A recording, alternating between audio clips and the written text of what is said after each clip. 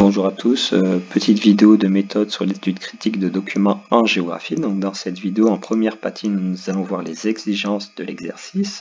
Deuxième partie, le brouillon, comment on peut faire un brouillon finalement, et quelles sont les idées qu'on doit développer dans un brouillon avant évidemment de passer à la rédaction. Vous avez une étude critique de documents en PDF sur Pronote disponible, que vous pouvez faire d'ailleurs pour expérimenter la méthode que je vous ai donnée, et il faudra lire aussi la leçon du manuel. Donc, les exigences de l'épreuve. Déjà, première erreur à faire, ne pas croire qu'une étude critique de documents, c'est seulement critiquer de façon pavlovienne les documents, c'est-à-dire dire si le document a tort ou a raison, de pointer les approximations, les erreurs. Alors, attention, une étude critique de documents, évidemment, il faut étudier un petit peu l'auteur. Pourquoi finalement cet auteur publie ce document, quelle est la légitimité de l'auteur, et surtout l'intérêt finalement d'une étude critique de documents, c'est de pointer les limites du document. La plupart du temps, vous allez avoir des documents avec des informations qui sont solides, qui sont certifiées. Mais évidemment, le document qu'on va vous donner ne va pas épuiser tout le sujet, et donc il est intéressant, il est fondamental donc de pointer plutôt les limites du document. Et le meilleur moyen, c'est aussi de s'intéresser à l'auteur, finalement. Alors ça peut être un journaliste, ça peut être un enseignant, ça peut être un spécialiste, ça peut être un scientifique, et il faut juste en quelques phrases dire qu'ils n'ont pas la même approche, la même légitimité, et il ne faut pas oublier de s'intéresser aussi dans une étude critique de documents sur le public. Un document publié dans un manuel n'aura pas le même public, un manuel scolaire n'aura pas le même public qu'un document publié dans par exemple, une revue scientifique ou dans un journal. Donc là, il faut en parler. Il faut dire que dans un manuel scolaire, évidemment, le document aura une valeur pédagogique plutôt de vulgarisation, et donc il sera plus limité dans ses développements que, par exemple, un article scientifique. Évidemment. Donc, étude critique de document, on prend du recul sur le document, sur l'auteur. On n'est pas là juste pour dire il a raison, il a tort. C'est très rare hein, d'ailleurs. C'est vraiment trouver finalement les limites du document pour répondre au sujet. Alors, évidemment, étude critique de document, c'est aussi tirer les informations que nous donne le document. C'est la partie étude sur le sujet. Les informations brutes, mais aussi, évidemment, les raisonnements, les points de vue éventuels. Mais aussi, il y a une dernière partie que vous oubliez souvent, même la plupart du temps, c'est que, effectivement, il faut exploiter au maximum le document sur le sujet, mais dire aussi ce qu'il ne dit pas. Ça, c'est fondamental. C'est-à-dire que dans votre étude de document, il faudra à un moment s'arrêter et dire, bon, ok, le document en question, là, il nous a dit tout cela sur le sujet. Mais il y a des choses qu'il ne nous dit pas. Et là, il faudra faire appel à vos connaissances, à vos leçons, etc. Le but, c'est de ne pas faire une deuxième dissertation à côté, mais de dire, par exemple, le document, il a beaucoup abordé l'aspect environnemental du sujet, mais il n'a pas abordé, par exemple, l'aspect social ou économique. Voilà. Et donc, après, vous faites un petit paragraphe sur ça. Donc, vous voyez, étude critique de document, on prend du recul sur le document. On se dit, ok, ce document-là, il a été écrit par telle personne, qui avait telle fonction, pour tel but, pour tel public. Il nous dit ces informations-là qui nous permettent de répondre au sujet, mais il ne nous dit pas ceci. Voilà, c'est vraiment l'importance de l'épreuve. Prendre du recul sur les documents et l'exploiter au maximum, dire ses limites. Il y a un cas particulier, c'est quand l'étude de documents critiques se portera sur plusieurs documents. C'est de plus en plus rare. Ça ne dépasse pas 2 documents en tout cas. Mais là, qu'est-ce qu'on doit faire en plus? Eh bien là, on peut éventuellement confronter les documents. Il est encore possible, en première ou en terminale, qu'on vous donne 2 documents qui s'opposent, qui sont d'un point de vue radicalement différent. Évidemment, ce sera bien de faire une petite partie pour montrer ces points de vue-là et montrer pourquoi il y a confrontation. Évidemment, il faudra aller chercher sur la nature de l'auteur. Qui est l'auteur, quel est son objectif? Ça, c'est généralement le plus simple. Confronter 2 documents. Mais si vous avez plusieurs documents, il faudra faire peut-être une petite partie, un petit paragraphe sur comment ils peuvent être complémentaires aussi. C'est-à-dire que vous allez peut-être avoir un document qui va parler de l'aspect environnemental d'un fait géographique, et bien un autre document abordera l'aspect économique ou social. Eh bien, il faudra faire quelques lignes pour dire, ben voilà, ces deux documents sont très complémentaires car l'un aborde ça, l'autre aborde ça, ça permet d'avoir une vision globale.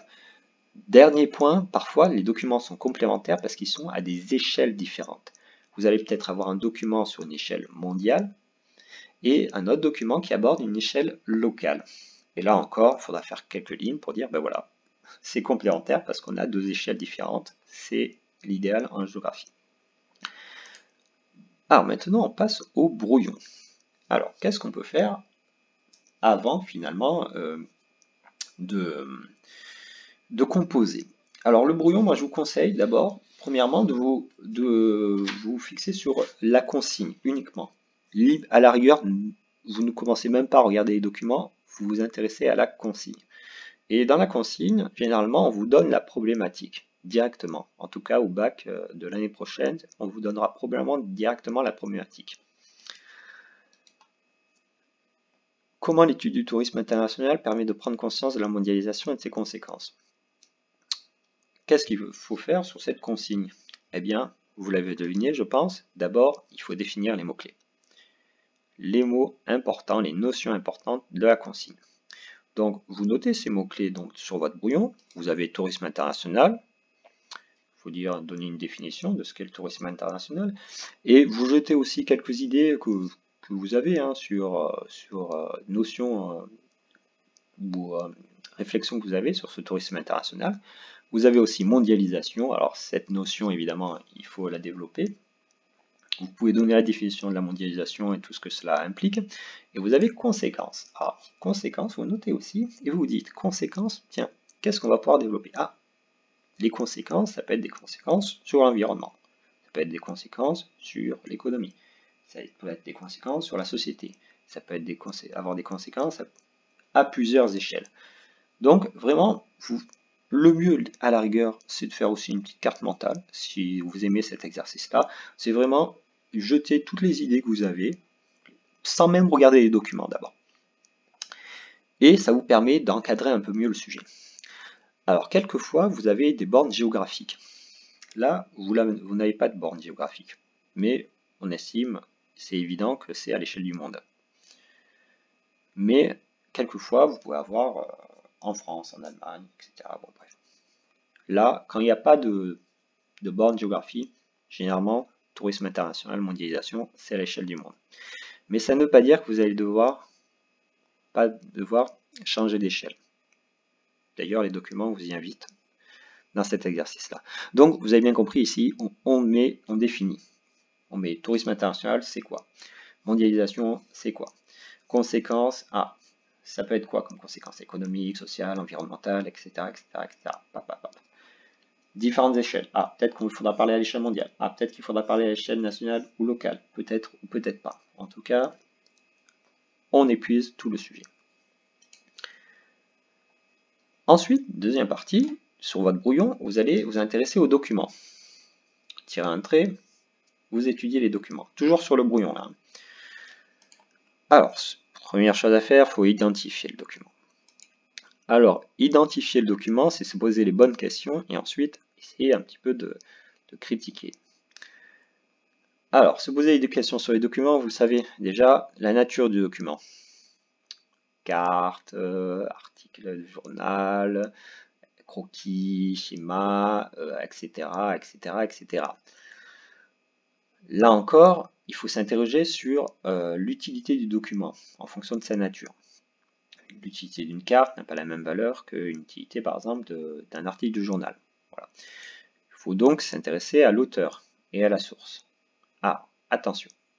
Pourquoi on distingue auteur et source? Vous allez avoir des documents où l'auteur, ce sera par exemple un enseignant, ou un cartographe, par exemple, ou un manuel. C'est lui qui a fait la carte, par exemple. Mais cette carte, il l'a tirée d'une source particulière. La source, ça peut être, par exemple, des archives de l'ONU, enfin, je sais pas, ou des données de la Banque mondiale. Donc, dans cette brouillon, vous notez ça, vous notez, ah, cet auteur, c'est ça, la source, c'est ça, et à chaque fois, vous évaluez, vous dites, tiens, l'auteur, quel est son but? Pourquoi il a fait cela? La source, est-ce que la source est légitime ou pas? Est-ce que la source est sérieuse ou pas? Est-ce que c'est une grande institution ou pas, etc.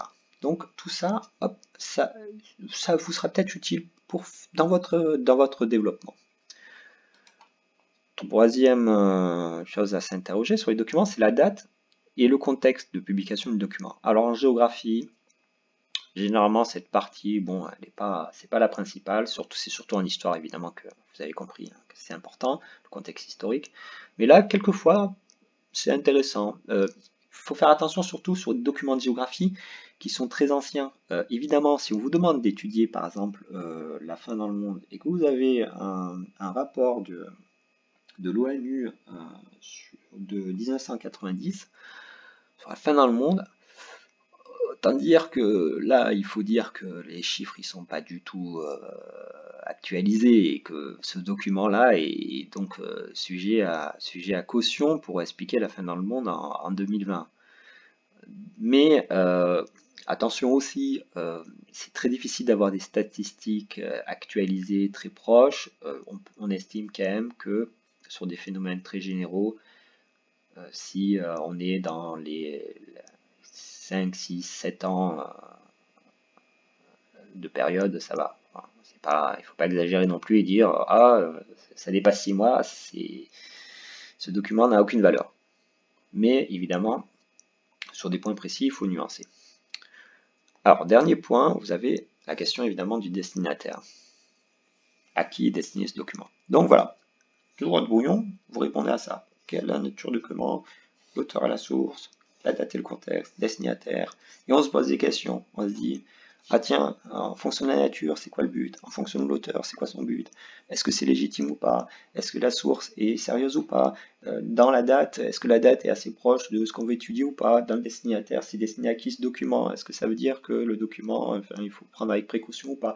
Vous avez énormément de choses à vous poser comme question. Ça ne veut pas dire que vous allez tout expliquer dans votre développement, évidemment. Le but, c'est que ça fasse pas 30 pages et que vous racontiez votre vie. Mais ça vous donne voilà, des billes, des munitions pour faire votre étude de cas, évidemment, ensuite. Alors, oui, pour vous aider un petit peu, vous avez les deux documents que vous allez étudier. Et là, vous comprenez vite de quoi je voulais parler. Là, une carte. Évidemment, vous avez l'auteur ici. Alors, l'auteur, par pitié, c'est pas Nathan, élève de 4e. C'est le manuel scolaire Nathan de 4e. Okay. Donc, il faudra réfléchir un peu sur la pertinence ou non du document, les limites. Vous avez la source ici, différente de l'auteur, évidemment. L'auteur, le manuel, il a utilisé une source particulière. Et dans le deuxième document, je vais vous donner un extrait d'un article. Et là encore, il faudra me développer cela. On arrive dans le brouillon à un plan éventuel. Alors, pour la question du plan, c'est vraiment une question, notamment au bac, qui revient constamment. Le plan, est-ce qu'il faut prendre un plan scalaire, c'est-à-dire à différentes échelles? Est-ce qu'il faut prendre un plan par document chronologique? Bon, de plus en plus, en tout cas dans les consignes données, notamment pour le bac, on est vers une souplesse sur le plan. Il ne faut pas se prendre la tête pendant des heures pour trouver un plan, 3 parties, 3 sous-parties, 3 idées par sous-partie. Vous attendrez d'être en université pour vous prendre la tête sur ça. En tout cas, ce que je peux vous conseiller, si vous avez un seul document sur l'étude critique, ce qui serait pas mal, ce serait d'abord de développer dans le plan, après l'introduction évidemment, les objectifs du document.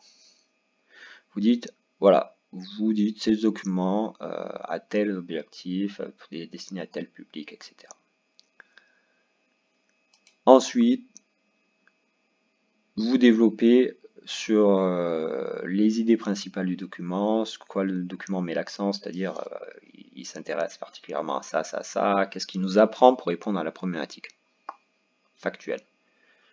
Enfin, qu'est-ce qu'il omet et pourquoi. Ça veut dire, il ne parle pas de ça, il ne parle pas de ça, il ne parle pas de ça, il ne parle pas de ça sur le sujet, sur la monétisation touristique, il ne parle pas de tel domaine. Ça peut être un plan un peu passe-partout. Si vous avez plusieurs documents, eh bien, dans une première partie, vous parlez par exemple du premier document, et vous reprenez évidemment tout ce que vous avez vu ici. Dans une deuxième partie, vous parlez du deuxième document, vous reprenez tout ce que vous avez vu ici. Et après, dans une troisième partie, vous pouvez éventuellement confronter les documents, dire en quoi ils sont complémentaires, en quoi ils s'opposent. Ça peut passer aussi. Évidemment, si vous avez l'idée de vous dire, ah tiens, je vais faire un plan à différentes échelles. Voilà. Je vais faire un plan thématique parce que dans tous les deux documents, on se retrouve le thème économique, le thème social, etc. Donc je vais faire d'abord un thème économique puis un thème social. Vous pouvez aussi, mais attention, que ça ne vire pas à une dissertation. Les documents doivent toujours être le départ de votre réflexion et la critique des documents, c'est-à-dire exploiter les limites des documents, ce qui nous apprend, ce qui ne nous apprend pas. Par pitié, faites attention, parce que si vous développez un plan qui peut être génial sur le sujet, en partie thématique, à différentes échelles, il y a un risque que vous vous trompiez en fait de nature de l'épreuve, que vous fassiez une dissertation, parce que vous avez peut-être beaucoup de connaissances dessus, et donc finalement, ça peut être une dissertation géniale, mais une étude de document de piètre qualité. Vous devez partir avant tout des documents, de l'auteur des documents, de la critique de l'auteur, de ses limites, etc. Je pense que vous l'avez compris. C'est fondamental. Donc maintenant, on arrive à la rédaction. Alors, vous avez fait votre brouillon, vous avez jeté vos idées, vous êtes prêt à partir. Alors, on va parler d'abord de l'introduction. Alors, en introduction, rapidement, une phrase d'accroche sur le sujet, c'est toujours pas mal. Ensuite, le mieux, c'est d'identifier rapidement les documents. Vous piochez sur votre brouillon, identification du document, nature, sujet, auteur, etc. Vous reprenez, voilà, vous mettez en phrase ce que vous avez jeté comme idée sur la partie identifier le document sur votre brouillon. Dans le document 1, nous avons un document 1, vous présentez le document, vous avez un document 2, vous présentez le document. Ensuite, vous énoncez la consigne, la problématique. Ces documents vont vous permettre d'aborder la question, et après vous énoncez la consigne. Et là, après, vous définissez éventuellement les mots-clés. Vous dites, la mondialisation, c'est ça, le tourisme international, c'est ça, etc. Bla, bla, bla. Donc l'introduction peut être assez longue, mais elle peut être aussi assez synthétique et courte. Et ensuite, vous dites, nous allons faire l'étude critique de documents. Là. Vous pouvez énoncer le plan après si vous souhaitez. Dans une première partie, nous allons étudier le premier document, dans une deuxième partie, le deuxième, etc. Ou vous faites un autre plan. Ensuite, dans ce que je vais appeler l'étude critique, c'est-à-dire le développement. Évidemment, document par document, vous allez dire vraiment axé sur ce qui nous apprend sur le sujet en question. Vous allez éventuellement, on l'a vu, confronter les deux documents, s'il y en a deux. Et n'oubliez pas de commencer vos phrases avec tout d'abord, en effet, en revanche, par conséquent, vous mettez du sens, du raisonnement, en conclusion, en résumé. Pour résumer cette partie, nous pouvons dire que ça, c'est important de mettre des mots de liaison, cependant, etc. Ça veut dire que essayez de lier les idées, vos idées. Que la personne qui vous corrige sente que vous avez vraiment essayé de critiquer, d'étudier ces documents. En conclusion, par pitié, n'oubliez pas de répondre à la problématique de façon synthétique. Donc, ces documents, effectivement, nous montrent l'importance de qu'a pris la mondialisation, car vous développez les idées principales très rapidement.